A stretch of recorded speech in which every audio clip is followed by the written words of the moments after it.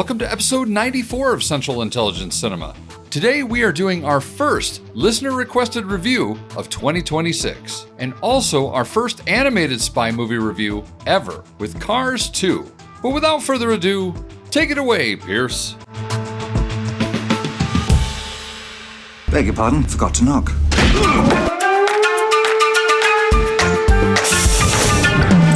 Welcome to the CIC, initiating security clearance. My name is Napoleon Solo. Bond.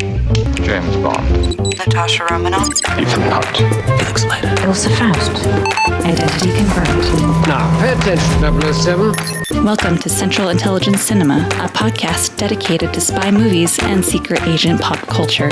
Your mission, should you decide to accept it. You expect me to talk? I'm in the middle of an interrogation. This moron is giving me everything. Yeah, baby! Special agent, you're not having a very special day, are you? But remember, nothing ever goes according to plan. Tom, what do you think you're doing? Keeping the British hand up, sir. The state will self-destruct in 5 seconds. Recording from a vaguely car-shaped, undisclosed location, it's a Central Intelligence Cinema podcast. I'm Jason Greenberg, and with me, as always, Ben Esslinger. Thank you, Jason. And welcome back to the CIC, the spy movie podcast that is still recovering from mistaking wasabi for pistachio ice cream. Oof. Don't do that. That's not going to be good for you. God. Oh, that's going to be horrible. Oh, God. That voice, Jason. I'm never going to be able to get that stupid voice out of my head. Larry the Cable Guy. Welcome back to the CIC. Oh, my goodness. So today, tens of listeners, we have a listener request review headed your way. Dun, da, da. The first one of 2026, I might add. And boy, you know, when it was thrown down in the gauntlet, I was concerned. I'm not gonna lie. You were trepidatious. I was very trepidatious. Listen, I like Pixar movies a lot. Same here. What I don't particularly like is NASCAR and things of that nature and blue collar comedy. And I tell you what. Yeah, and I'll be frank, I really, really strongly dislike Larry the Cable Guy. Who doesn't? However, my dedication to the tens of listeners remains strong. And if a gauntlet is thrown down, I will go down that path and see where it leads me. And hey, it was pleasantly surprising, right? It was. I don't want to say too much just yet. I want to get through the particulars first, and then I will give you all of my full thoughts. But yes, this turned out much better than I thought it was going to be. I was prepared to be punished for 2 hours, Jason. And thankfully, it wasn't quite that much. Yeah, it was only 1 hour, 49 minutes. Indeed. But yes, so if you hadn't guessed, the movie that we are getting into today is Cars 2, the sequel. I have not even seen, even to this day, I have not seen the first Cars movie. Oh, that's unfortunate. So this I was going into this with I didn't know anything about this series. I didn't know anything about the first one. I just went in and let the cards fall where they may, so to speak, on this one. But or the cars fall where they may. The cars fall. Indeed. But I'd like to thank Agent Kachow, as we so deemed this person. We don't know what their actual alias is. Undisclosed. But they signed it Kachow at the end. So thank you for the email. We're always looking for people to reach out to us and email us requests or thoughts or all sorts of things. So thank you for suggesting this. It turned out to be a lot better than I thought it was going to be. But without further ado, what do you think? Should we jump right in? You bet we should, buddy. How'd you like to come and see the world with me? You mean it? It is my absolute honor to introduce to you the first ever World Grand Prix. Woo-hoo! Go McQueen! From the creators of Finding Nemo, comes an all-new adventure of international proportions. Next summer, they're not only racing across the world, they're racing to save the world. Finn McMissile, British intelligence. Tow Mater, average intelligence. Welcome to Tokyo International Airport. Listen, this isn't Radiator Springs. These Americans are clearly master spies. Oh, you've got to be joking. Go McQueen! 10-4, Mater. I'm on approach. Roger that. There he is. He's getting away. Hang on.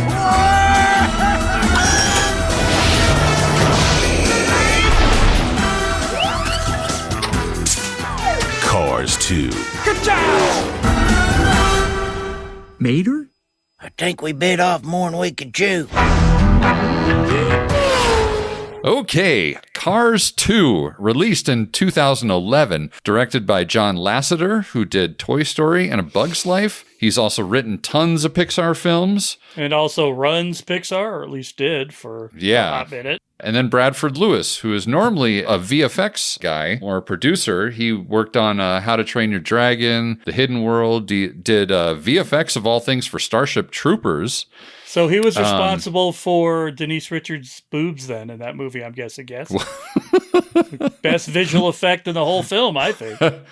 Well, yes. It was written by Lasseter as well as Lewis, and as well as Dan Fogelman, who did lots of TV. He also wrote Crazy Stupid Love. And a little fun fact here, Lasseter has said the origins of Cars 2 came from 3 places. The idea of having a spy movie with cars as characters inspired by an abandoned sequence from the first film, the desire to take the original film's characters around the world in an international world Grand Prix, and the heart of the film, which would address McQueen and Mater's friendship and how taking Mater out of Radiator Springs fractures their friendship. All of that is readily apparent in the film, and I will comment probably on all of that stuff. Yes.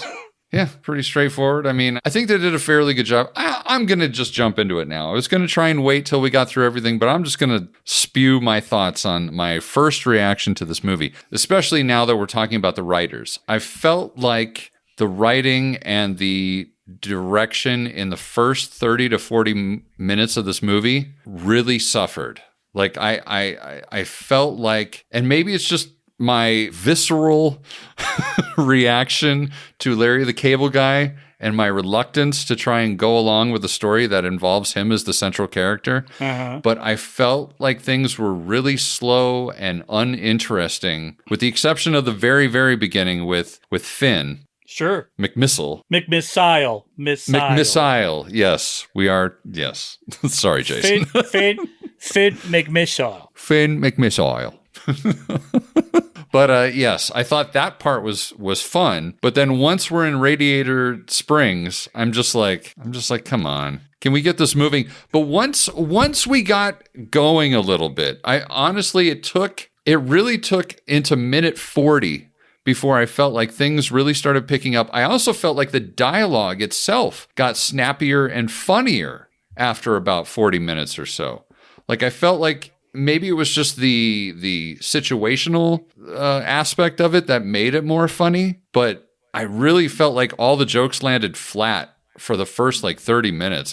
Everything was just sort of, yeah, like going into the train tunnel one way and then running out the other. It was like, oh, gee, predictable, you know.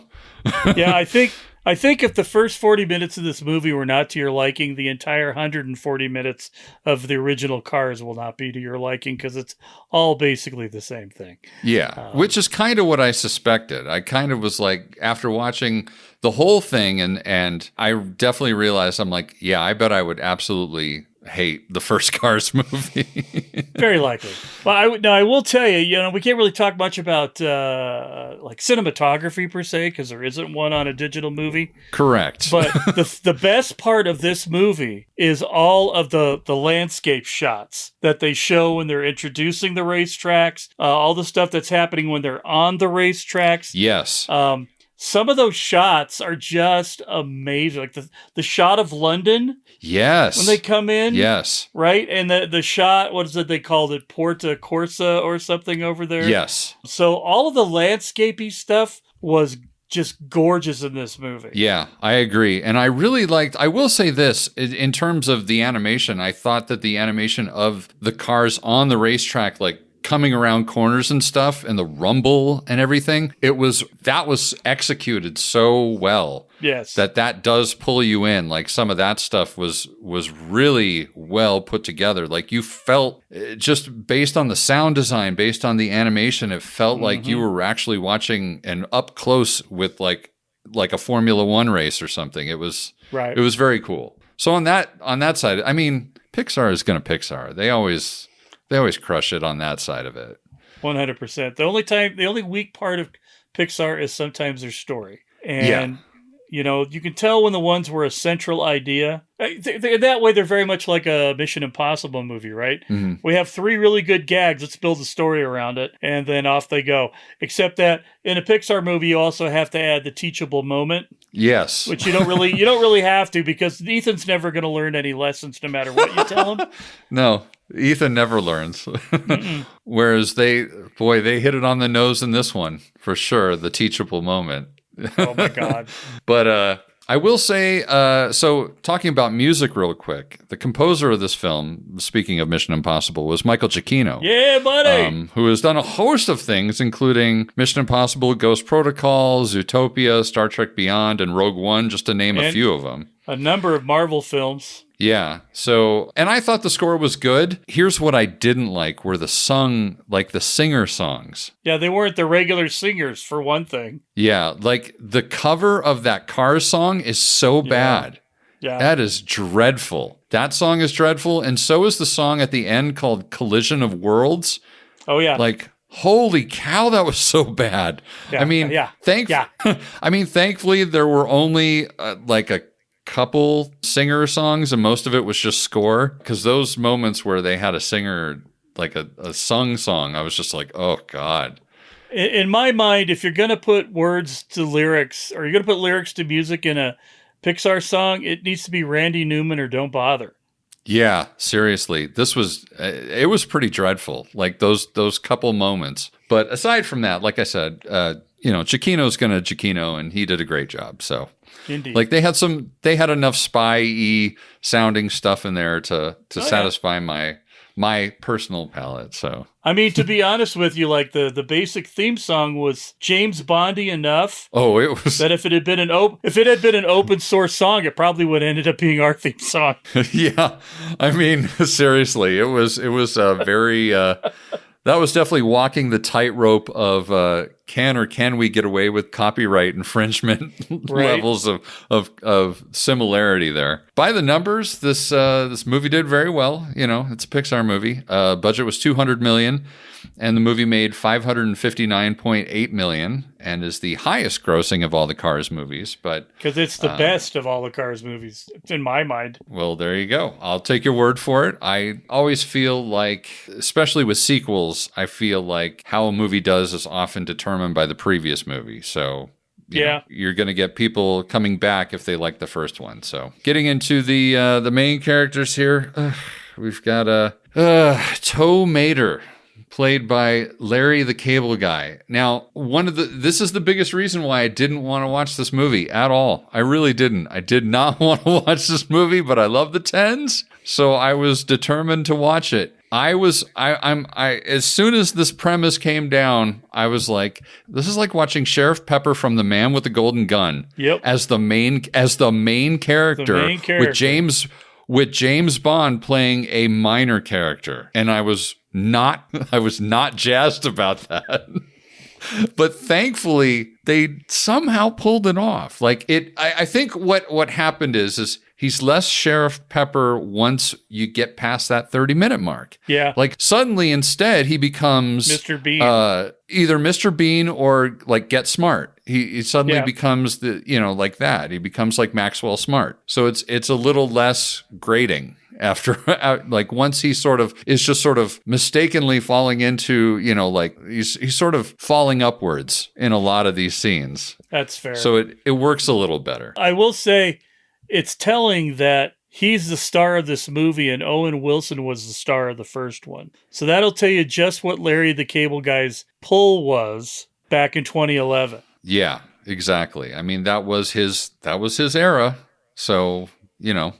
Thank God it's not anymore. Yeah, no kidding. And like you mentioned, we've got Owen Wilson back as Lightning McQueen, who is just very, you know, honestly, he's kind of one note in this. He doesn't do a whole lot. Sure, he's just he basically plays the version that he played in the first movie. Right. But with a specific problem, you know? Yeah. The first movie, it was hotshot race car needs to be taken down a peg or two to really learn what driving's all about. Right. And along the way, what it means to be a true friend. And then this one is hotshot race car driver who thought he was humbled, drags his, southern cousin out there to the streets of Europe. Right. And finds out that you could take the boy out of the South, but you can't take the South out of the boy. That's right. And hilarity ensues. Indeed. And then we've got probably my favorite character in the movie, which is Finn McMissile. Finn McMissile. Played by... Phoned in by a wonderful Michael Caine. Yeah, kind of phoned in, but it's fine. Of course, as an Aston Martin, you know, like you do. And then we've also got Holly Shiftwell, probably the best name. 100%. Played by Emily Mortimer, you know, shift well, shift very well. Well, exactly. And I will point out, so my thing of this movie, there's a lot of stuff in it that if you put your eyes on a little wider than normal, you're going to pick up a lot of things in this that you might not if you just watched it. Holly is spelt with an E, which is how Holly Carbs spells their name. And I don't know if you're familiar with Holly Carbs. They were like the big carburetor manufacturer in the 60s and the 70s for all the muscle cars. Okay. So there were some people writing this movie that had a deep, deep love of automobiles anyway. Yeah. And the fact that she has, her first name is a car name, and the last one is the perfect James Bond car character name. Yes. Says it all. Yeah, it's a very well thought out name right there. And then we've got the unfortunate spy at the very beginning of this movie, Leland Turbo, played by Jason Isaacs. I wish they'd gotten Pierce Brosnan. I mean, oh my God, right? That would have been amazing. Timmy Tim, for that matter. Yeah, they could have got I mean, it's a day's work. Probably less than a day's work. Probably a couple hours. Timothy Dalton would have been fabulous, I think, just as that particular thing. He's got a great voice for it, too. Like, to be honest, in the perfect world, we all know how much I love me some Mickey Caine there, but you imagine if Dalton had played Finn McMissile? Oh, now that would have been something else. That deep, resonating Timothy Dalton voice. Oh. That would have been amazing casting. And then we've got Sir Miles Axelrod, played by Eddie Izzard, which perfect casting. Casting. So let's see. We cast Eddie Izzard as a Range Rover that is dressing as an electric car. I wonder why they might have chose him. And then we have John Turturro. Holy cow, so good as Francesco Bernoulli. Maybe my favorite. The best performance in this movie, hands down. Absolutely. He is so funny. He's so good. I felt like he was the only one who realized he was playing a cartoon character. Yeah, like, because he really leaned into that, like, stereotype and just, like, kind of took his normal presence and just beefed it up into a cartoon character and, like... Well, yeah, I felt like he took Sacha Baron Cohen's character from Talladega Nights. Yeah. Put a little bit more Italiano on it. Italiano. And just leaned into the character. Like, if they had shown the two ends of the tires coming together and like a hold your fingers together, it would have been even more. I love that moment when they're in, what is it, Corsa? Porta Corsa? Porta Corsa. Really wish Mater were here. Francesco understands, McQueen. Oh, great. Here it comes. What do you got, Francesco? For famous race cars like Francesco, and well, you to be far away from home is not easy. I think you forgot the insulting part of that insult. Is it no insult? When Francesco is away from home, he misses his mama. Just like you miss your tow truck, amico. Yeah, I maybe misjudged you because that's exactly... Of course, I am at home, and my mama is right here. Mama! Don't worry, Mama. McQueen is very sad. I will beat his cry-baby bottom today. And there's the insult we were missing. Roxy! Such a good moment. I mean, he clearly got written the best role because he's the almost bad guy in the movie. Right. Yeah. You know, he's not even the anti-hero.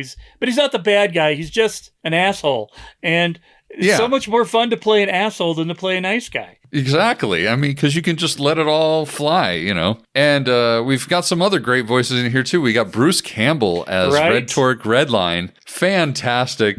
He's not even in the movie all that long, but that moment when he's being tortured and spitting out one-liners at the goons, so good. You can immediately tell that it's Bruce Campbell. And then we've got Vanessa Redgrave as the Queen and as Mama Topolino, right? Which is quite the get, actually. But and then maybe my favorite little quick 5-second appearance is Ramon, played by Cheech Marin.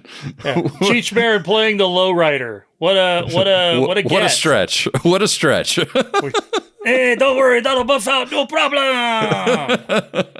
And then we've got the Van, played by Richard Kind, and Mac, played by the always the always great John Ratzenberger. Love hearing it's not going to be a Pixar movie unless you got John Ratzenberger in there. Unless you got Cliff Clavin talking in it somewhere. I mean, before I go driving into the back of my truck there, Lightning McQueen, I thought I might tell you a little bit about that Goodyear rubber you're wearing down there. Now, you see, Goodyear was invented in 1795. You may not know that. By the Corinthians, I believe. yeah, the late Corinthian era. And then we've got like a handful of other people voicing characters, including John Lasseter himself, providing some quote-unquote additional voices. So, sure. But I imagine all directors of animated films probably insert their voice into characters like that. I mean, I got to feel like that's like a perk. Brad Bird, he was Edna Mode in all the Incredibles movies. Yeah. And I think he played somebody in Iron Giant, but I don't remember who. And also Guido, one of the guys that's in the crew, he's actually voiced by a guy named Guido Quaroni, who was originally a modeler, rigger, and shader for Toy Story 2. So even, and honestly, maybe one of my favorite little standout moments for a tiny, tiny character in this movie. Like, he was so funny. Like, he's just constantly doubting that Mater is going out on a date with Holly Shiftwell. He's like, I still don't believe you. Guido still don't believe you. Guido still don't believe you. It's a pretty good cast, I will say. I think Pixar has, to date, done a pretty good job of mixing top-tier celebrity people. Yes. But keeping a lot of good quality voice actors in the loop on their productions. Yes. So the whole everyone knows it's Owen Wilson, right? Because it's Owen.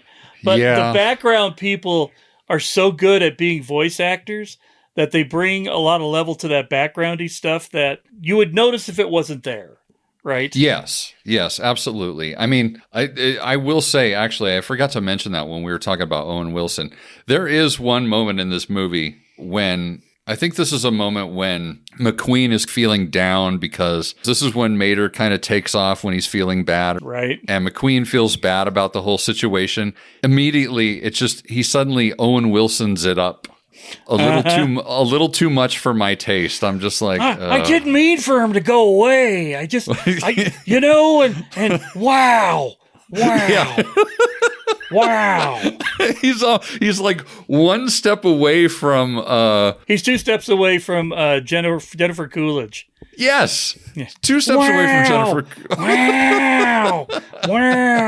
Wow. wow. You just have to put a little more Fran Drescher in it, and it becomes Jennifer Coolidge. Yes, exactly. I mean, they're so close now at this point. Now they just need to play siblings in a movie. Oh my God. And the movie would be called Wow. Exactly.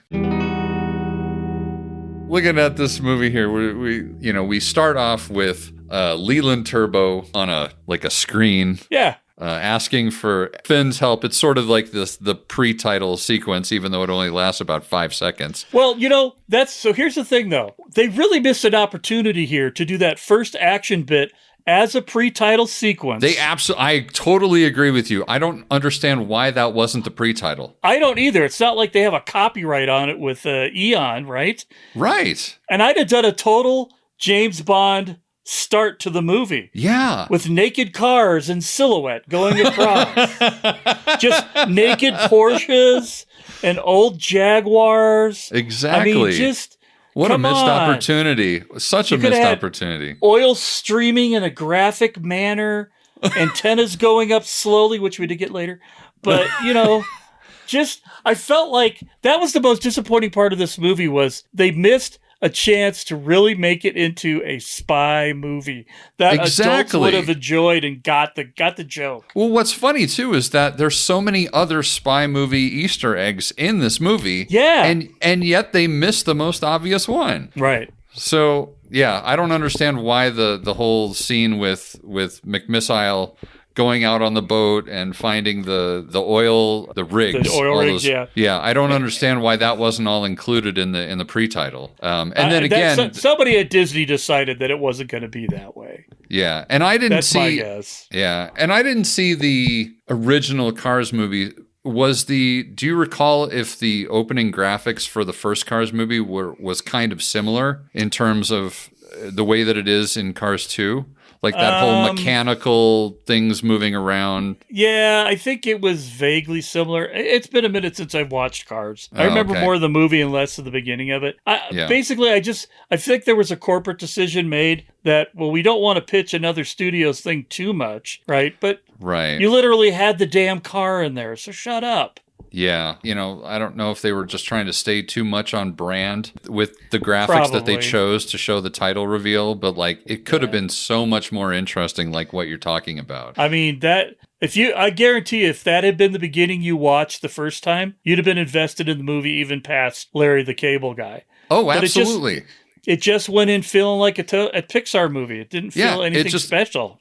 Right, it takes all the gas out, no pun intended. Dun, dun, dun. Since we're on this scene now, do you think it's the most practical thing in the world for a boat to have a mouth down by the water? Because it seems to me like you would think it would be up by the top part. Yeah, of the because boat. like it was on the shark boats, right? The littoral destroyer combat craft over there.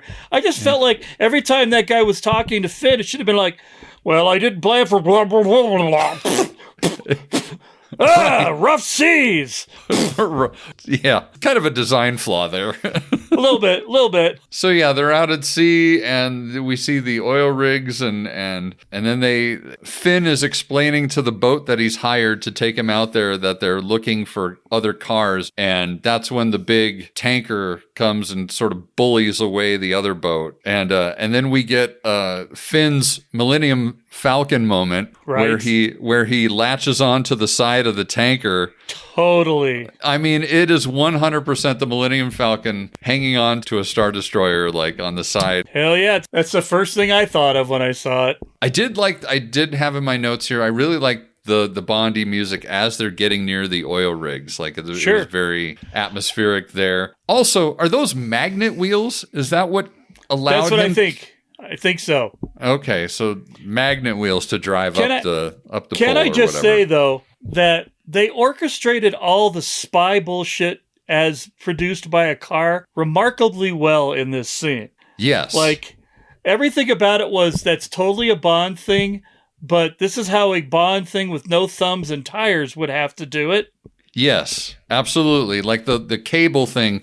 When he shoots the cables out to hang over the scene that's happening below him. Right. That's a very Yeah, it's very ingenious, some of the things that they did. One of the things, too, I kind of enjoy about the fact that we're watching a spy movie that's animated. Yes. Is kind of the exact opposite of, like, say, Ghost Protocol, where all the gadgets in Ghost Protocol don't work right. Right. Like, what's fun about an animated spy movie is that you can build any spy gadget you want, and it's going to work perfectly. Yes. So it kind of allows you to just kind of reach for the stars in terms of weird little gadgets and stuff like that. So then we see Leland Turbo, and he's squished down into a box. Kind of, honestly, I was a little shocked that it got as dark as it did right there. Like, literally, 3 cars died in this scene. Yeah. Like, I'm like, wow. But that was like, they put him in a car crusher. Was he still alive when they crushed him? I mean, I have to assume so. I mean, how does a car in the Cars universe die exactly? Yeah, I was kind of wondering about that, actually. They leave that pretty fuzzy. Uh-huh. But just the fact that you're essentially looking at a corpse. Yes, like, and a mutilated corpse, no less. Yeah. Yeah, I'm just like, wow. Like, holy shit. Yeah, like, wow. And now all of a sudden they're shooting at each other with real guns and bullets and shit. But I did like this scene a lot. You've got the nod to Casino Royale. Right. When Finn is swinging on the cable and then he runs down the crane arm. Yep. Like, very Casino Royale. Then there's a moment, and I want to say it's Batman? I can't remember what it's from, where he shoots the cable at, like, one of the big poles so that he can corner really quickly. Yeah, that's the Dark Knight. Yeah. Although, no, that actually might have been Batman Forever before Dark Knight, where they used the cables. Or no, Batman Returns. That was actually a Keaton one, the first time they used that to turn the Batmobile. But still, I mean, it's definitely something a James Bond car would do. Yeah, absolutely. And then we have a GoldenEye moment in here. Yeah. When he's driving around the swirly, uppity road. Yep. And he shoots the thing with the barrels, and the barrels comes down, just like the pre-title sequence in GoldenEye. And then even after that, then we have a Spy Who Loved Me moment, of course, once he escapes the bad guys and goes into the water. Right. And then suddenly he becomes the Lotus, basically. Right. But, that's the thing. That whole... I look at the thing and I go, you could have so easily had the fake oil slicks that were running up to the top of the water. Yes. Lead into... your pre-title sequence. Yes. Absolutely. How did they not think of that? Like, they thought of everything else. He pulls into submarine mode, goes past you, right past the camera on screen, and it continues to flow back to the oil trails that just form into the Cars logo or something. I mean, oh my God. Come on. If 2 idiots like you and me could have made this better, how did they not? How did the guy who wrote Rogue One not be able to write something better than that? Yeah. They need to have the CIC cut of this movie is what they need. They really do. They need the CIC cut. Maybe that's something we're going to suggest in the future. The 30th anniversary. You need a CIC cut here. So, and then we're in Radiator Springs, and this is when This is when the all the wind falls out of my sails as I'm watching this movie, and we get Mater towing in Otis, and then it turns out that Lightning McQueen has come back from his last race win, right? And it is kind of funny when Mater accelerates with Otis in tow, and then he whips him into the garage, and there's Cheech already ready to go to work on him. And then we hear Cliff Clavin, and then okay, so you're gonna have to fill me in because I haven't seen the first one.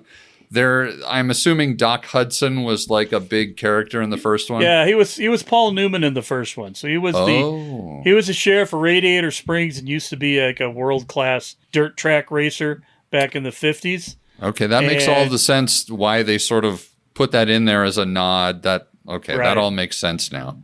And that's why the current sheriff of the town looks like an older car. I'm guessing is kind of an homage to the Hudson Hornet. But gotcha. he was kind of like the Obi-Wan to Lightning McQueen's Luke Skywalker, teaching him how the basics of driving and that kind of thing.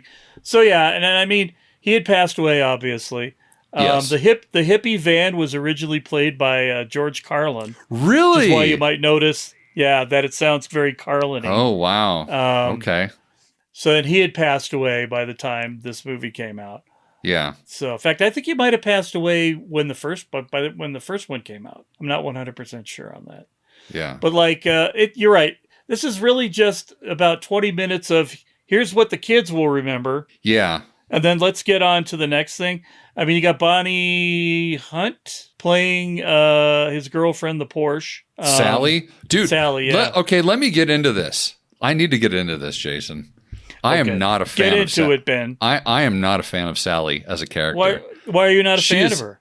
She is not my favorite character in this movie. She is a unsupportive girlfriend who openly oogles the other guy, the bad guy. Yeah. Like openly oogles him, and then like you know what she makes me think of? She makes me think of in like an 80s rom-com, right? Uh-huh. You've got your hapless hero who falls for some girl that he shouldn't be falling for. Right. And along the way he meets another girl that he doesn't realize is actually the right girl for him. Sure. And he's interested in this girl, and this girl treats him like crap the whole time. And then he finally realizes that this other girl over here is actually the one that's they're perfect for each other. Say anything or not say anything. Some Kind of Wonderful. Better Off Dead. Or Some Kind of Wonderful. There's a million of them that were made in the 80s. They were all the same.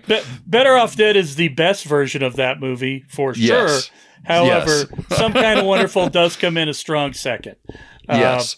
So it might interest you to know that this character was kind of a bitch in the first movie. Well, there you go. I mean, this is why I don't like her in this movie either. You know, the fact that when Mater is gone missing and Scotland Yard is looking for him, she's like, "Oh, just run your race. He would want that." Would he really? Or would he want you to come find your best friend who's in trouble? Do you think maybe, just maybe, Ben, there might have been a reason they chose a Porsche for her character? Mm-hmm.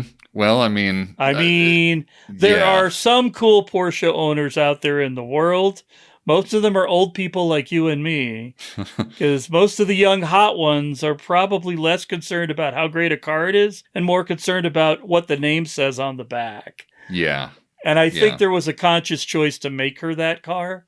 Yes. Because basically McQueen has to win that character over as he becomes a better a better automotive being. He's not a human being. And he wins her over by learning his lessons, but apparently because she's the hot Porsche, she doesn't have to learn jack shit. Right, exactly. She has no character arc. She's still just the same rather unlikable person as far as I'm concerned. Well, and she has like 7 lines of dialogue in the whole film, this is fair. Bonnie Hunt came in for 4 hours worth of recording, probably did another cartoon somewhere else at the same time. Right. I'll do a couple of pickups for Cars too. Okay.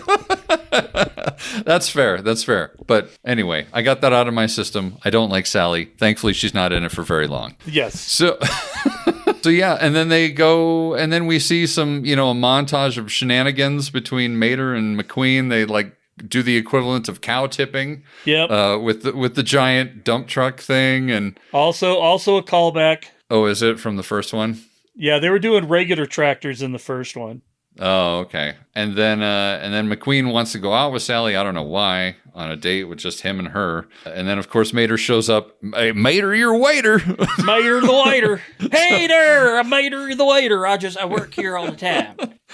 And then, of course, on the TV, when Mater goes to get McQueen and Sally drinks on the TV, there's and I love that the show is called Meraldo, right?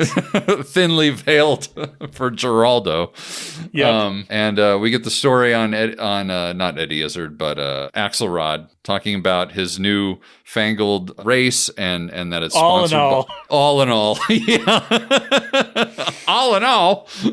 And then it cuts to Francesco Bernoulli, who's basically just talking shit about Lightning McQueen, and Mater can't help himself and he calls in, which is kind of fun, I suppose. And then McQueen finds out, like, he hears all this, and he gets on the phone and starts talking to Bernoulli. And that was actually fun and I wish they would have developed that more when McQueen calls him fragile. Uh-huh. And Francesco gets really worked up about being called fragile. Yes. I wish that would have been something that they returned to a couple more times, because it would have been things fell off of him or you know. It kind of makes me think of I think it's the second Back to the Future movie when it's like, what's the matter, chicken? And they like kept taunting Marty with being a chicken or whatever. Yep. Same sort of vibes there. So McQueen accepts the challenge to race Francesco in this new big Grand Prix after his crew pit turns around and it's like, ready to go. Right. You know, they all want him to accept the challenge. And then he reluctantly brings Mater with him because Mater wants to go so bad. And to her credit, I suppose, Sally suggests that he brings Mater with. So. Only because she didn't want to deal with him anymore. That's, I think, implied. Yeah, right. She was probably wanting to go off on a date with some other car. Yeah, she's like, well, I can't have the Italian F1 car, but there's a Ferrari down the block that the Queen won't know about. Yeah, exactly. I don't like that Sally. Anyway. What a skank. Skank, man. Anyway, so then we cue the worst cover of You Might Think by the Cars I have ever heard. And you know what? It's Disney money. Why can't you get the Cars? Well, I mean, the singer of the Cars is dead, so...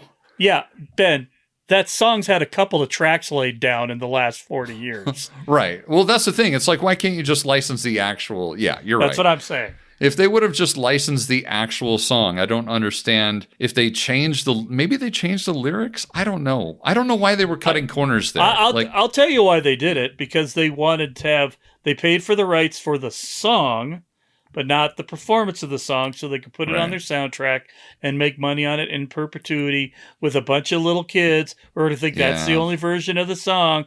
It's Disney Commerce 101. But gross. Horse shit. And shit.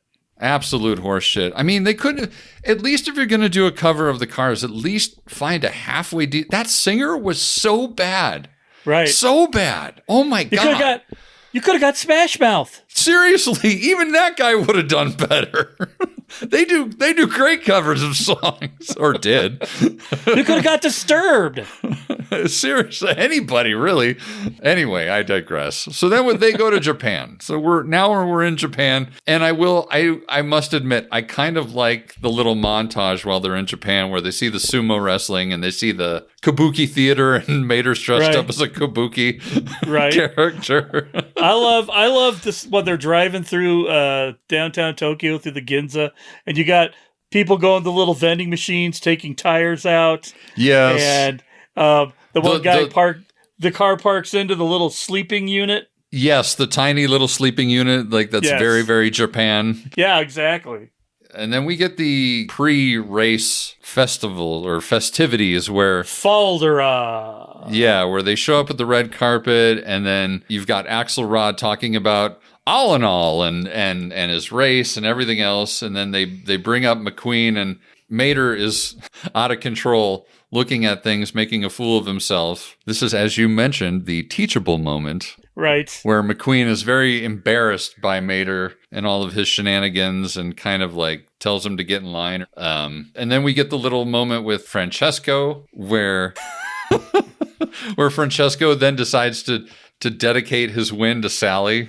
Right. And Mater I will say that's a moment where even Mater is a little at fault there, where Mater's like, oh, Sally really likes you. Right. He's just being Mater, though. He is just being Mater. It was a nice touch too, the sticker the bumper sticker that he put on the back of his self. That said "Ciao, McQueen." Yep.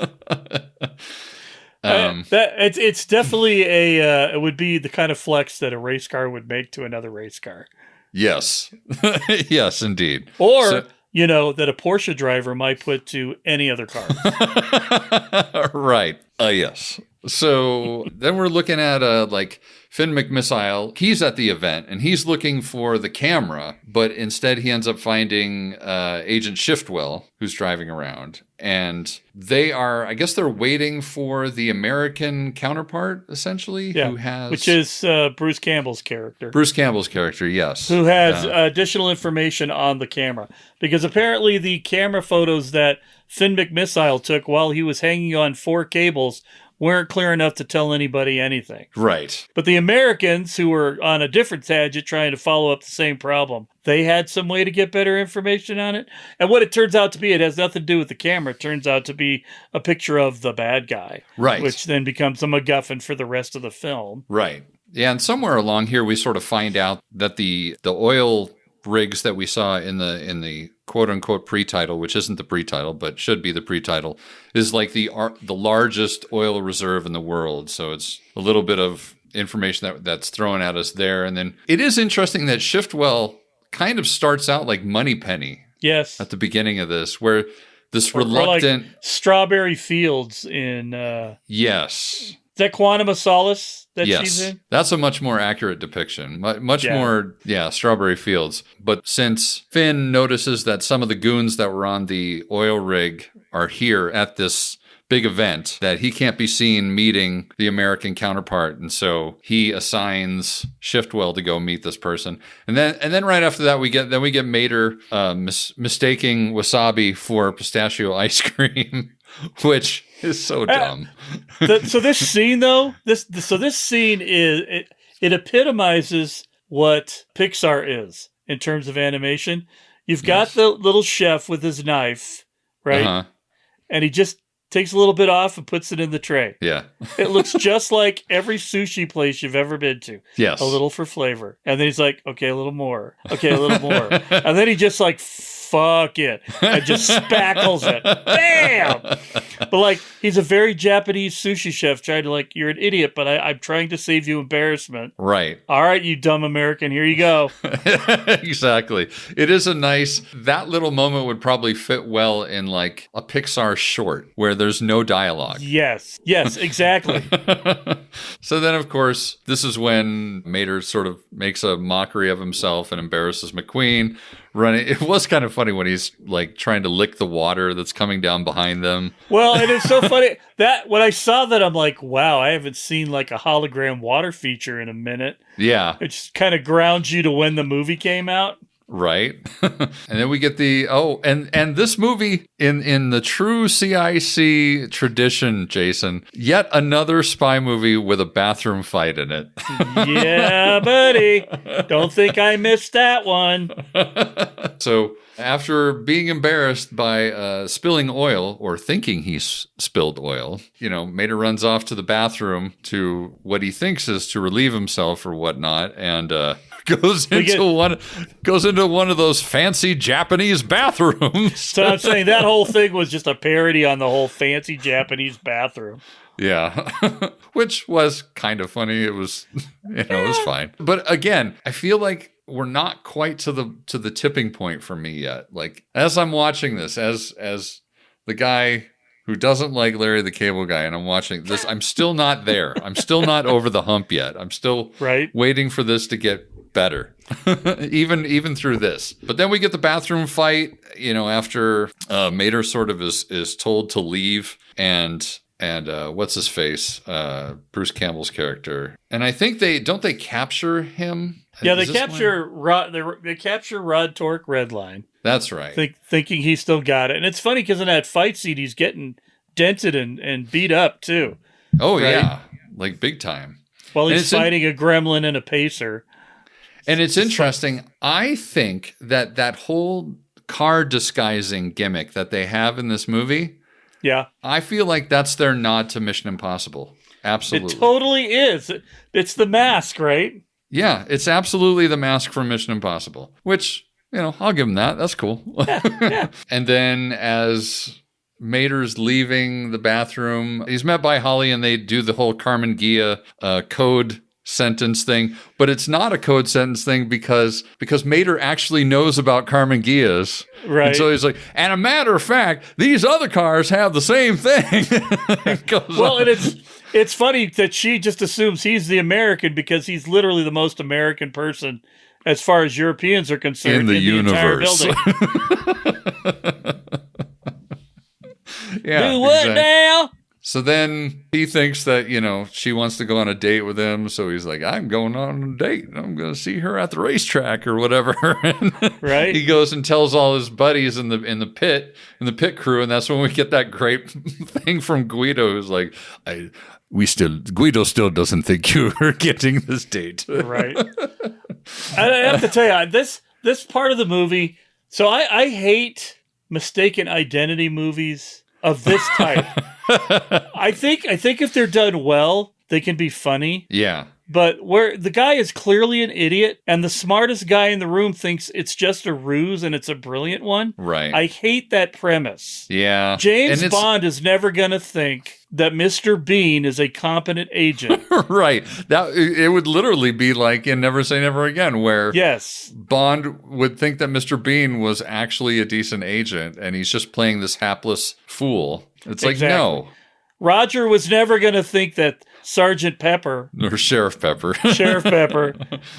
was ever going to be. But as you point out, Sheriff Pepper is the idiot American in that film too. Yes. So it's just, I don't like that kind of stuff. And then I got to listen to another hour of it. Of more, and they just, they lean so heavily on that as part of their plot device to get to the point where Mater has that weird psychotic episode where he feels really bad about himself and he keeps hearing that he's the fool and that he's an idiot and that he's worthless and all this stuff. And so it's all into that stupid teaching moment that you talked about. Absolutely. About how every Pixar movie has to have a teaching moment. And so it just plays into that. Yeah.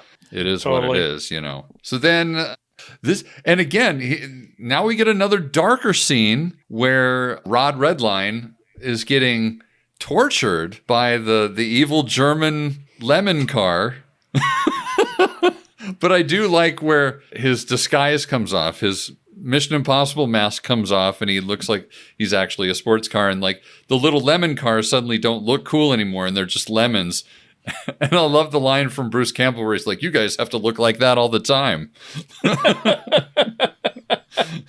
It really was a good pick. Yes. So they're torturing Redline to find out if he knows anything about who's got this device or whatever. And they're showing him different videos. And finally, there's a clip from the bathroom and it shows Mater and his eyes turn and they're like, that's him. Go find him or whatever. And then they kill him. Then they kill Redline. I was like, oh my God. Yeah. I was like, wow, another dark moment in this in this movie. I mean, if you think about it, Cars 2 really is the Empire Strikes Back of the series. I haven't seen the third, but I'll take your word for it. I mean, the first one, you had young Luke Skywalker learning how to be a better driver from Obi-Wan Kenobi, and he gets the girl in that one, which we're all happy that Luke didn't get the girl after what we found out later. But now you had to have a little bit of dark roast to the mix, right? Yeah. Wow. So anyway, then we got the first race, and God, I mean, again, I can't talk enough about how good John Turturro is in this movie. Just all the shit talking and all the like egging on and just he's just so good in it. And then they use the camera laser, the EMP, the electromagnetic pulse to start setting cars on fire. Yeah, so we get the first taste of that, and the guys from the rig, they identify Mater as in the pits, so they send some goons after him, and at this point, Shiftwell sees him and tries to lead him away, and Mater doesn't want to leave or whatever, and by the time he does leave, there's all these cars coming after him. In the meantime, Finn sort of inserts himself physically to sort of judo chop his way through all these goons to allow Mater to keep going or whatnot. He's like, hey, is this a karate demonstration? This like a karate demonstration. This is amazing. This is when we finally get to the point where, because Mater is talking to this girl that he's swooning over, that it distracts McQueen, and McQueen ends up losing the race because he makes a fatal error. Which is 100% McQueen's fault. It is. I mean, if you're McQueen, just, you know how to race, dude. Yeah. Just don't let him over. Yeah. Don't let the idiot tow truck tell you how to drive something when you're the guy who's doing the driving, right? Right. So I'm like, it's really your fault, fucking McQueen. Don't blame Mater. Seriously. You ass. Seriously. I know. You're all kind of assholes in Radiator Springs. Seriously, man. So then we see some stuff about how, like, all in all is suspect in the cars blowing out. Like, there's some news flashes or press things about it. And so you start putting that into the storyline, into your brain. And so that's when we get sort of Mater's kind of sad, and he decides he wants to leave. And as he's about to go home, he gets pulled in by the Japanese police, but it's really to be pulled in to talk to Finn. And this is an interesting moment, like, as a Bond fan, because when the Japanese police first pull him into that room, it feels very, you only live twice. It's kind of like meeting Mr. Tanaka in that oh yeah, that office, that big elaborate office or whatever. It kind of made me think of that a little bit. And then maybe my favorite line in this entire movie happens in this scene. Finn McMissile, British intelligence. Toe Mater, average intelligence. Yes. That might be my favorite line in the whole thing. I think that this might have been that line, I think, was what got me on board with the rest of the movie. That was the tipping point. I got to that and I'm like, and then right after this follows the airport scene, the airport action scene on the tarmac. And that got me going too, because I thought that was very good as well. Yeah. And that, like, reeked of Casino Royale. Oh, yeah. The scene on the tarmac for Casino Royale. So this is where, like, the tipping point happened for me, where I suddenly got on board and was like, okay, maybe this will be okay, you know? And we kind of get, and actually, too, this scene kind of reminds me a little bit of Mission Impossible Rogue Nation as well, when Ethan's on the tarmac, like, hanging from the plane at the beginning of Rogue Nation, too. And then...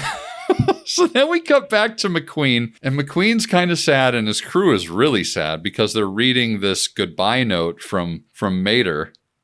And the end of it. Wait, there's another sheet. Oh, wait, there's another sheet. There's a lot here. The end of that note where he's talking about the free preview movie in the hotel room, that got me. I was like, okay, I'm on board with this movie now.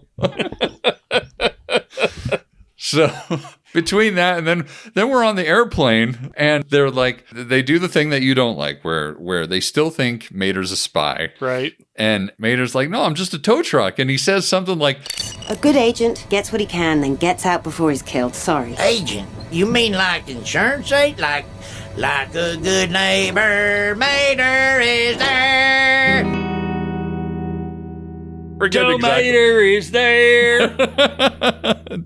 And also in this moment, granted, like you said, you know, you're not a fan of the mistaken identities thing, but I did like the little quip where Mater's like, you guys are spies. And Finn sort of implies that Mater is still under the alias of a hapless tow truck that doesn't know anything, when in reality, he's a genius. And Finn says, right, and I'm just in the import-export business. I was like... I knew you were going to love that part. Another Bond Easter egg. Like, they just keep... And then we get a Mission Impossible Easter egg right after that, because then we cut to France, and the first thing you see is the Arc de Triomphe. That's giving Rogue Nation vibes. Right. So... I will say, when they pop into Paris, and again, one of those gorgeous establishing the city shots. Yes. One of the Easter eggs in there. Did you see the Ratatouille movie? Yes. So the Gaston's restaurant is there.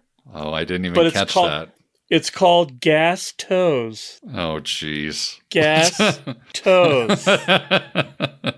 And you see it twice. Clever. Yeah. For all the super duper Pixar nerds out there. Yep. And let's face it, they didn't try and establish you were in Paris by sticking the Eiffel Tower out a window. They just showed the Eiffel Tower. There you go. But if they'd wanted to be true to a spy movie, they could have had a scene where there was just the Eiffel Tower. Through a window. Window. Maybe even with a spider web and a spider crawling up. Although, to be a real Pixar joke, it would have been a window with the Eiffel Tower out at it, next to a poster that was a window with the Eiffel Tower out of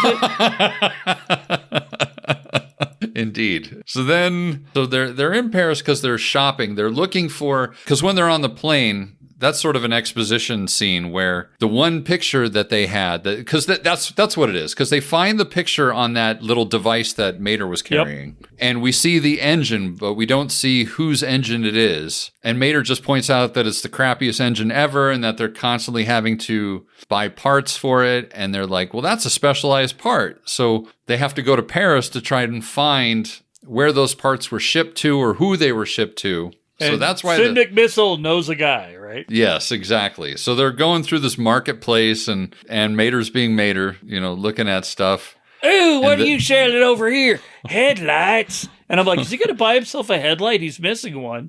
No. No, he's not. So through a little bit of chaos, they come upon Finn's informant named Tomber, who I don't know if he... So this guy's he's like how do I say it? Finder of rare automotive antiquities. That's one way to say it. Yes. But he's a black market specialist. So it turns out that Tomber actually sold some parts for similar parts to somebody else, which puts them on the trail because they just got a clutch pack or something that he sent out and points them the direction of where they went. That's right. And of course, Tomber has never seen this client in person. He only gets emails or whatever. He just knows that it's being sent to Porta Corsa. Right. So they go to the race in Porta Corsa, which is very much feels like a stand-in for like Monte Carlo or... Yes. So we get this this meeting of the gremlins that's happening out there, basically. Can I just say... I feel like they missed an opportunity to not have a pacer with a flame job painted on it. Yeah, that would have been a nice touch.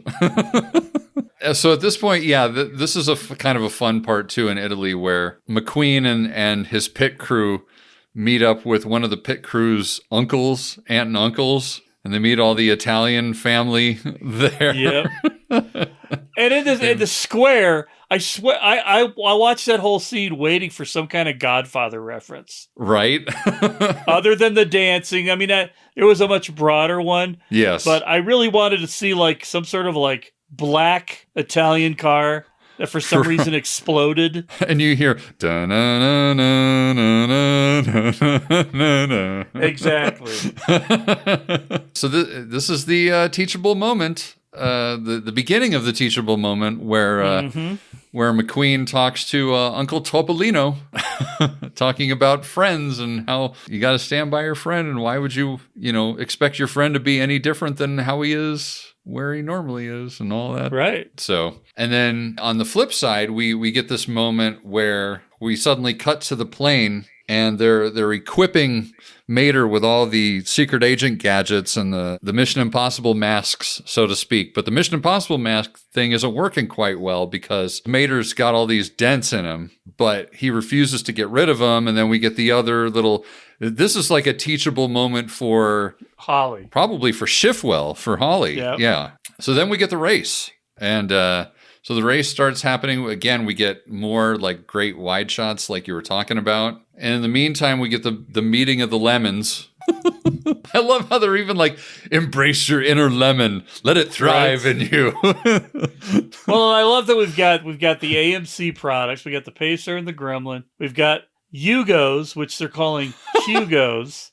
Right? I'm not sure what the German one that the professor was supposed to be, but yes. There was one other, the black cars were all a Russian car.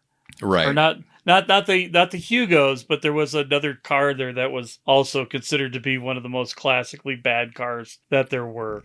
Right. But just the premise that they're all the underdogs that everybody hates, so they come together to destroy the world. It kind of feels like, honestly, it almost feels like the predictive endpoint to where nerds are right now in our culture today, where they have become the evil billionaires who are now doing bad shit to the world. Yeah, pretty much. But I digress.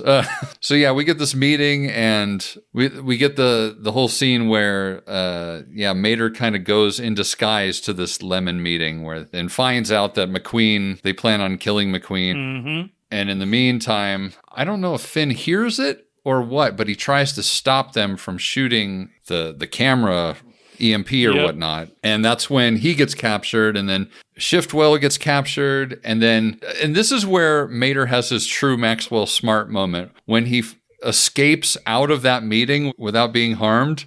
Right. Where he keeps saying random words, and the Alexa that is part of his disguise or his new kit that he's got, just starts taking commands that aren't really what he means to do, but he's firing guns. There's rockets coming out. There's a parachute flying out of him, and it's just like doing that parachute. I feel like was a missed opportunity. It should have had a Union Jack on it. Oh yeah, that would have been. Since it came from MI6. That's right. It's all MI6 tech. So So yeah, he flies out of the meeting. He manages to escape, and so that's when he tries to get to McQueen to tell him that they plan on killing him. Because I guess that was the other thing. Because we see on the TV that McQueen is still gonna be the good guy and use alternative fuels, even though during this last race there were 3 or 4. It wasn't. That's the race where there was that huge pileup of cars or whatever from using the camera on a bunch of different cars.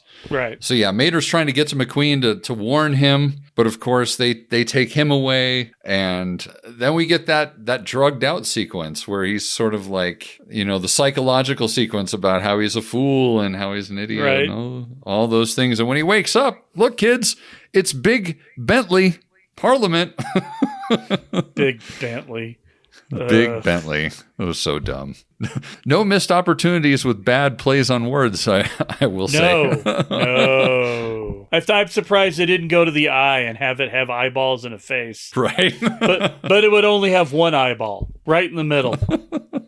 So yeah, they're all captured and tied up in the gears of the clock, waiting to be... No spy movie would be complete without somebody with a really slow, impending death scene. Correct. So... No, Mr. Mater, I mean for you to die. Exactly. And then we get the little moment where Mater says, "Dad gummit," and it equips his guns. And the guns trying to come out from his body sort of help cut the ropes that he's connected to or whatnot. Because they're Gatling guns. Right. And I found it weird. It was a weird choice that they convinced Mater not to save the other two while they're there, right there at the clock.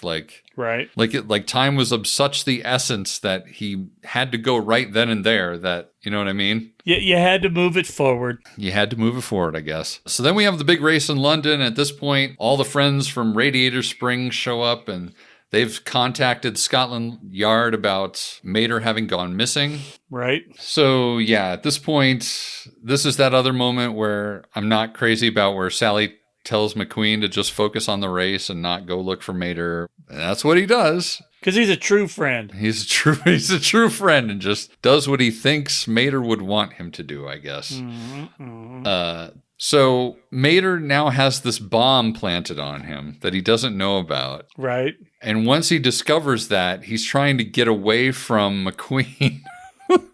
And McQueen latches onto him. He's like, "I am the bomb." Yes, Mater. You are the bomb. You are. Exactly. So he latches onto Mater, and Mater engages the rockets, which I thought was really funny too, because now when he talks to his version of Alexa, he's like, "Do the thing you did before with the." Now do the thing with the second one. Yeah, exactly. I do love the little moment, though, when those rockets come off and you visibly see McQueen duck. Like he lowers on his wheels so he doesn't get hit by the jet fire. Well, the animators never lose a beat at Pixar. Oh, God, no. For visual stuff like that. Oh, yeah. They're all about the actual physics, even if it's ridiculous. But exactly. Still a nice bit to me. Yeah. I think this is the part of the movie where I started to actually get really involved in watching it, and I kind of forgot things that happened. Well, so we get the bomb, right? And yeah, we end up where the Queen's at. Yes, because they figure that that's what it is. Like Mater sort of figures out in his head who the bad guy is. Yes. So he then carries with McQueen in tow in the air. They fly to Buckingham Palace where the Queen is. Yes. I'm guessing watching the race remotely. Of course. And they land there and they see that he has the bomb. And at this point, Mater's trying to kind of scare Axelrod into admitting that he's the mastermind behind this whole thing. Right. And that's the part that I missed earlier, was that we get this moment in like a square or something when he's already got the bomb on him, planted on him, when Mater's got the bomb on him, that the evil German scientist car can't deactivate the bomb because it's not voice activated by him. It's voice activated by the big boss or whatever. Right. So, which that was a callback thing that they do in this movie that I thought was like kind of funny, I guess, where they said everything is voice activated these days. Right. Which must have been like a cultural thing in 2011. It definitely was. Yeah. Well, I think that's when Siri came out. Well, there you go. But I love that whole scene only because of the fact that they played it out for laughs. But he's like, it wasn't me. Like, he's trying to waste time by making them think that he was the one who did it. But he's like, oops, sorry, it wasn't me. Oh. Yes. Oh, that's right. Because they had the alternate plan to kill McQueen using the gun because originally Mater was supposed to go to the pit with the bomb and kill everybody with the bomb. But instead, they're going to use the camera to kill McQueen. But little do we know that the all-in-all was replaced with this other biofuel that we don't find out about until the end. This Maui Wowie sort of fuel that you get from the hippie van, man. Right. So, I mean, basically what happens is Mater gets away. Mater has his epiphany. I'm like, oh, I know who it is. And then he goes dragging McQueen along, goes over to where Axelrod is at. And the Queen just happens to be there. Hello! And so Mater just goes over and gets him backed into a corner where he can't leave. Yes, and forces him. It forces him to go through all this litany of excuses until it gets to 2 seconds on the timer, and then he finally says, deactivate! And it turns off, and then, of course, everybody knows at that point in time that he's the bad guy, and we find out that he is, in fact, a cross-dressing Range Rover. Imagine casting Eddie Izzard as a cross-dressing Range Rover. I wonder. But anyway... So the British police show up and take him, and then Mater gets knighted. And in the funniest scene in the entire movie, to me, I don't know if it's to anybody else. It was cute. It's the fact that anybody who owned a uprated stereo on a car in the 1980s and 90s that had to deal with the power antenna going up so slow. So slow. I love that that's what she knights him with. It makes perfect sense. But I'm watching it and it just goes... and I'm just like, yep. Somebody on the writing team had one of those. Somebody on the writing team either had that Rolls or they had a 1984 Celica GTS like I did.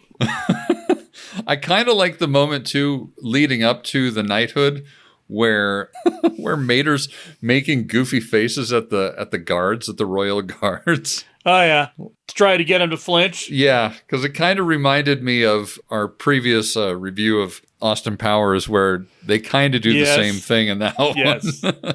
And then we're back in Radiator Springs. And because McQueen won a race and Bernoulli won a race, and nobody won the last race, we got to have the Flash versus Superman battle. That's right. We got to have the final race. And damn if it doesn't look exactly like a pod race from the prequel Star Wars. Well, identical. Going around that corner, I'm like, no. That's all I could see. That's all I could see was the prequel, the first and you notice Star Wars prequel. 100%. And you notice all of the mountains look vaguely like cars. In the background. I didn't even notice that. Really? I didn't even notice. Because that's that was a huge thing about the first movie, was that they're in this town, but like mountains look like the fronts of Cadillacs, and the mesas look like Cadillac, stuff like that. But yeah, it definitely, because that was the whole dirt racer thing. Well, maybe in 1,000 years, I will go back and watch this movie again. Right after you dig up your pocket watch in the sand that you paid $10 for. That's right. From a local seller in the bazaar. That's right. Now it's priceless. Now it's priceless. And so will this movie be priceless. That's right. When they thaw Ben Esslinger out of suspended animation and he becomes the definitive James Bond authority. That's right. In 2639. Indeed. And then what else happens? We get the race. We find out. Oh, that's when we find out that McQueen's fuel had been Maui wowied, man. Switched out with some Maui wowie stuff, man. Oh, and then Finn and Holly try and recruit Mater into the Secret Service, the British Secret Service, and he's like, "No, I'm just gonna stay here with my big teeth and pretend that we're actually boyfriend and girlfriend. I'm just gonna be Southern stereotype." Fine, I'm just arrested out of tow truck, and I'm just gonna hang out here with my friend Lightning McQueen. Oh. But of course, he manages to get them to install the rockets for him for good. Of course he does. And that's pretty much the end of it, where McQueen and Mater are racing to the finish line. Yep, and we, the worst song ever. The worst song ever. I mean, I would rather, to be fair, listen to Sam Smith. You know what? That is a fair point. I might. That might be a worse song than the Sam Smith opener. Oh, I think it 100% is. Because I normally stick around through the credits at the end of a Pixar thing, because they animate it all the way through. Right, and I was hoping for some outtakes, some Toy Story outtakes, yeah. Yeah, I was kind of hoping for stuff like that. I didn't stick around long enough, and no, there weren't any. But I'm like, I can't handle this song anymore. Yeah, it was so bad. I was just like, get me out of here. I'm done. And that's Cars 2. It was, in fact, a spy movie. It was 100% a spy movie. So thank you, anonymous Agent Kachow. Agent Kachow, thank you. Because you know, like I said, all in all, after about the first 30 or 40 minutes, like right during that line when he says, "Tell Mater, average intelligence." That was like from there going to the end of the movie. I'm like, okay, this is kind of fun. Yeah, so. and I think you pointed out as we were, message exchanging on this that what you really want to see is just a Finn McMissile movie. Yes, that would be. And I would like this. They could do like a prequel or something. It would have been funny to have like a Goldeneye type of thing where Leland Turbo was the bad MI6 agent. Yes, that would have been great as 006. Yes, or maybe you just get Sean Bean to play the 006 to voice car. 006 car? That'd be amazing. I bet you if you did like a 15-20 minute Pixar short of just that, it would be 12,000 times better than this movie was. I mean, again, I think that, I think what really hurts this movie is like what you said was some of it was just structure. Yeah. Like the fact that first scene wasn't a pre-title sequence and then turning the actual title sequence into a spy movie title sequence, you could have set this movie up tonally so much better than what you started with, but they were so riding on the coattails of the first Cars movie that they're like, no, we got to keep it Cars. We got to keep it Cars. Like, we can't completely change this, but you would have gotten a better movie. Right. I think. When you think of the things that Brad Bird did with the three Incredibles movies. Yes. And I'm pretty sure, I think there was a pre-title sequence in Incredibles 1. Yeah, it's been a little while since I've seen that, but I would guess he did. Just because Brad Bird is so good. Well, but nobody tells Brad Bird what to do. You hired Brad Bird to Brad Bird, right? Right, yeah. And you would think that John Lasseter, being the guy who's in charge of the company. Right, he would have the clout nobody tells him what to do. Exactly. But Disney tells him what to do. So apparently I guess Disney doesn't tell Brad Bird what to do, but they do tell John Lasseter what to do. I don't know. Yeah. I don't know. Well, you know what? It was surprisingly better than I remembered it to be. right? Yeah. If somebody told me I had to watch a Cars movie again, this is the one I'd watch. Oh, sure. absolutely. For me, I mean, like, especially now that you telling me that the first Cars movie was a lot like the 20 minutes that I really hated of this movie. Yeah. Like, that means I would absolutely hate the first Cars movie. So yeah, just not in my lane. It's all right. so to speak. I see what you did there. I mean, other than the Toy Stories, a lot of the Pixar movies have been kind of near misses for me, right? I don't like having morals shoved down my face as the entire purpose of the movie. Right. You know? Yeah. I liked Monsters, Inc., the first one, because it kind of had this original idea of monsters getting power. And I really love WALL-E because nobody talks in it till towards the very end. Yeah. Even Up, because it's just a grumpy old man. But the recent spate of Pixar movies have not been to my liking. Well, it's funny you mentioned that too, because I just talked to a friend very recently about Pixar movies in general, and we were both recalling that like it's been a while since either of us have wanted to watch a Pixar movie. You know, like, you know, she was like, "When's the last time you watched a Pixar movie?" And I was like, "I don't know. It's been a long time." You know, it's gotten a little dry for them, whereas they were hitting home runs at the beginning there, man. Holy cow. Yeah, but because the animation kept getting better generationally. Yes, every movie it looked better. Like if you look at the original Toy Story now, you're like, this is garbage. But I remember sitting in the theater going, "Holy crap, this is amazing!" Right. And if somebody who's grown up in the video game world, it shouldn't surprise me of those generational steps and things. Yes. But like the last Toy Story movie it was good, but it wasn't great, right? Yeah. Because it was dealing with themes of like, we're old and used up, right? Where's the cheeriness, right? Well, I mean, they're clearly appealing to a whole different audience in that one. Well, because they're appealing to the kids who watched the first one. Who grew up on the first, long. Because, the first ones, the kids that watched Toy Story 1 are now, like, probably in their late 30s. Exactly.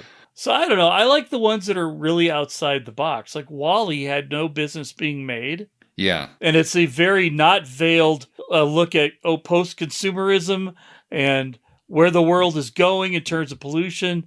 Yeah. And it doesn't say anything about it at all. It just shows it to you. Yes. I think you kind of hit the nail on the head with this one. It's that, like, they beat you over the head with a teachable moment in a way that's not just showing you. It's, like, on the nose. Like, like McQueen literally says out loud, "I shouldn't have done this thing to my best friend because it's bad." You know, like it just shoves it down your throat without like just sort of letting the viewer like sort of understand that, you know. Which is why the best part of this movie is the parts that don't focus on that. They just focus on Mater being an idiot. Right. And just falling upwards, like I said. Just sort of.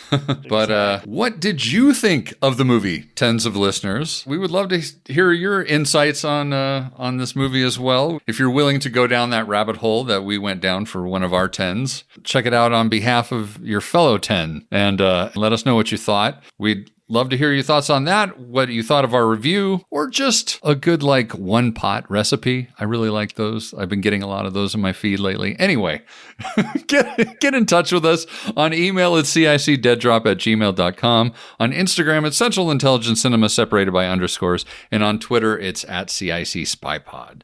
So please get in touch and let us know what you thought of Cars 2. Was it a spy movie, and was it a good spy movie? Or was it just a good movie or not a good movie? Just let us know. And should it have earned the title Electric Boogaloo? Indeed. Did it need that added to the end of Cars 2? Electric Boogaloo. The world may never know. The world will probably definitely never know. Do you have any last thoughts, Jason? No, sir, I do not. Me neither. With that, I am Ben. And I'm Jason. And the CIC will return with more missions, more martinis, and more mayhem.